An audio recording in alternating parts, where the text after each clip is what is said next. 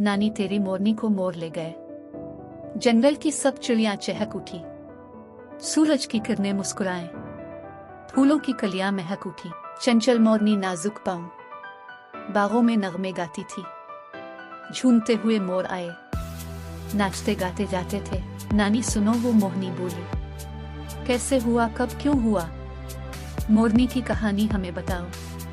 प्यारी नानी, हमें कहानी सुनाओ। नानी ने कहा, लो सुनो कहानी। सबकी खुशियां लूट आई हैं, सबने मिलकर जश्न मनाया, मोहब्बत की रोशनी फैल आई है।